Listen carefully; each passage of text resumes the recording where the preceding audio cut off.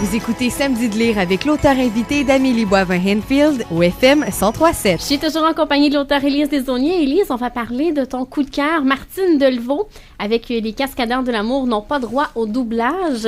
Et Élise, j'aimerais savoir pourquoi tu as choisi ce livre-là? Quand tu m'as demandé de choisir un livre coup de cœur, ma première intuition, ça a été de donner un essai, parce qu'il y a plein d'essais qui ont influencé ma pensée. Genre, non, c'est un petit peu plate, en plein été, proposer un essai.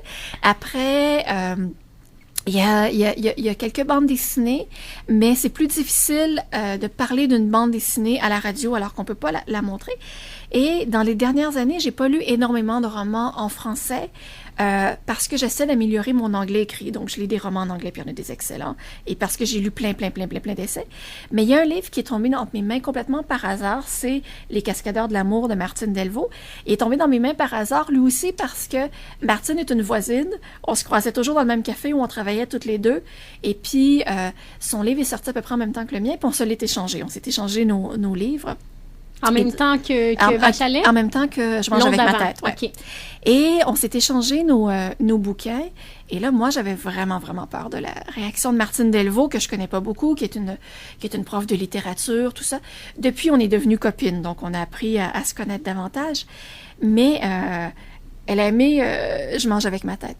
Et donc, moi, je découvrais le roman d'une romancière qui a quand même écrit longtemps et romancière féministe aussi. C'est quelque chose qui me faisait peur. Et puis, je fais, non, je vais juste le lire d'un coup.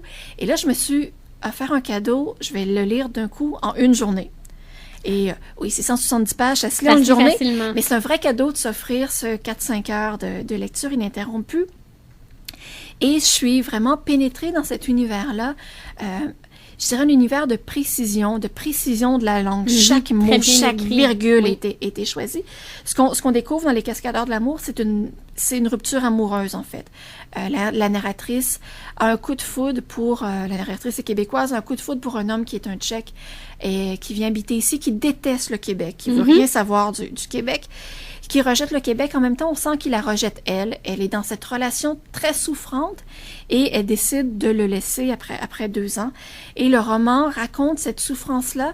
Et en fait, pour se soigner de cette douleur-là, elle écrit cette lettre-là qu'elle va lui écrire, qui est comme le point final de leur relation. Et ce que j'ai aimé là-dedans, c'est la précision avec laquelle elle décortique ses émotions. Les peines d'amour, c'est probablement un sujet qu'on a abordé le plus souvent dans le roman. Mais c'est abordé de façon différemment. Et voilà.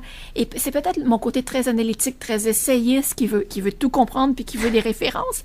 Mais dans ce cas-ci, je comprenais vraiment l'essence de sa peine d'amour. Et elle aussi essaie de la comprendre. En essayant de la comprendre, sa peine d'amour nous permet de la comprendre. Et cette recherche du pourquoi m'a énormément plu, juxtaposée à une langue parfaitement maîtrisée. Mais c'est pour moi un modèle d'écriture. Je suis très d'accord avec toi à ce niveau-là. Et après, est-ce que c'est le meilleur roman que j'ai lu dans ma vie? Pas nécessairement, non, mais je pense que c'est un roman qui mérite quand même d'être lu parce que c'est une façon différente d'aborder une espèce de lieu commun. Et il se passe vraiment quelque chose là-dedans. Et Élise, qu'est-ce qu'on peut te souhaiter pour les prochaines années? Du temps pour lire, du temps pour écrire et encore plein de belles rencontres comme celle qu'on a ce matin.